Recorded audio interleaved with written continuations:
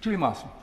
Thank you very much, Mr. Deputy Speaker. And I'm very privileged to have a second bite at this particular cherry because I was extremely proud and extremely privileged to speak in support of the Honourable Lady's bill at second reading.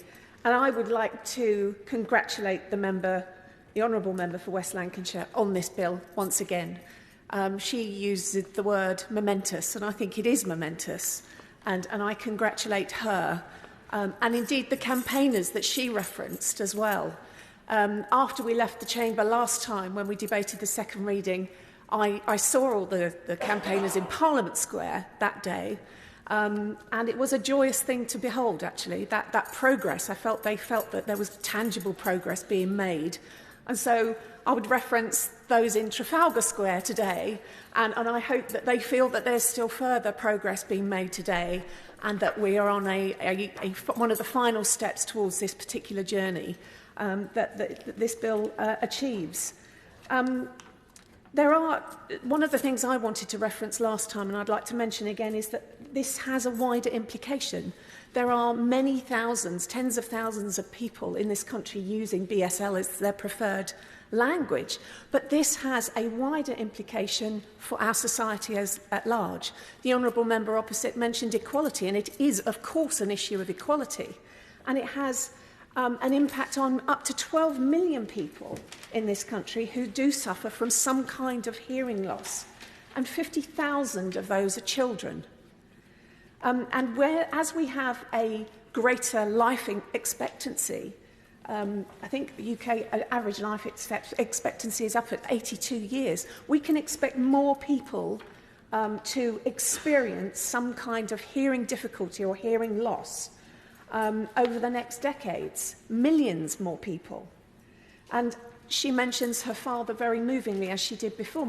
I mentioned my father last time, who suffers from hearing loss. And actually, the lines between the hearing community and the deaf community are increasingly blurred by people like my father, who uses subtitles, hearing aids.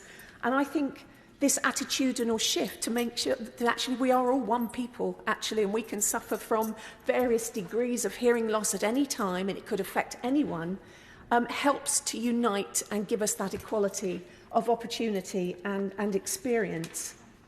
I mean, one of the things that I've been campaigning about is a campaign run by a member of my constituency, is turn on the subtitles. And I think it's an interesting element that we can learn from the experiences of people with hearing difficulties, because the campaign talks about default turning on subtitles to help children read, to help with their literacy, particularly as we come out of the pandemic. And I think it's an interesting example of the symbiosis between all of our different communities. Legally recognising BSL as an official language becomes part of our institutions. It becomes a normal part of our society. And I think that's a really good thing for us to be doing today. And also, I think improving the education for children is also particularly important, because those children, we invest in this initiative for our children with hearing difficulties and hearing loss, and that inclusion is an inclusion that lasts a lifetime, and I couldn't be more proud to be part of that process. We as humans should always remember that we don't just communicate in one way. We communicate in many, many different ways. Our gestures, our body language actually has much more of an impact than I think we realise on a day-to-day basis. And bringing that into the mainstream and recognising that as full human beings who can communicate in a variety of ways, even if we do the thumbs up, thumbs down, the peace sign, they are all intrinsic part of our own communication. And that brings, what we're doing today brings BSL and some of those other ways of communicating into the mainstream. And as I say, I repeat, it is a part of a fundamental imperative for people in this place and outside this chamber to strive for equality, equality of access, equality of opportunity at every possible opportunity.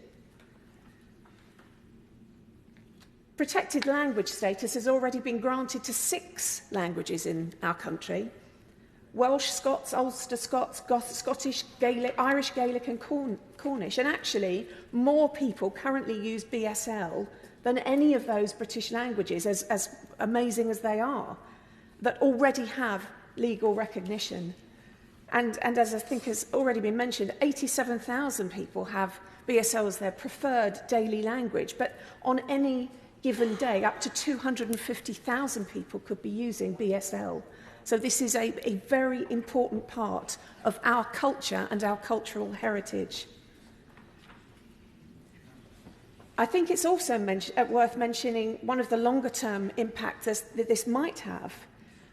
There has been a study by Johns Hopkins University in America that says that even only mild hearing loss can double people's risk of developing dementia. The risk is expected to increase by 5-fold as people experience more and more severe forms of hearing loss, and particularly with that ageing population. And that's because hearing loss contributes to social isolation, and that's a major factor in developing some of the most heart-wrenching and difficult illnesses like dementia. And the more that we can stop social isolation may help us to limit some of those wider impacts. And I mentioned, I think last time, that we have 2 formidable women driving this, the Minister and the Honourable Member for West Lancashire. And I know that they're both committed to taking this forward, but going further as well. So I congratulate them both. And if this is the revolution, then up the revolution. I'm proud to be part of it. Thank you, Mr. Deputy Speaker. Craig Williams. Thank you, Mr. Deputy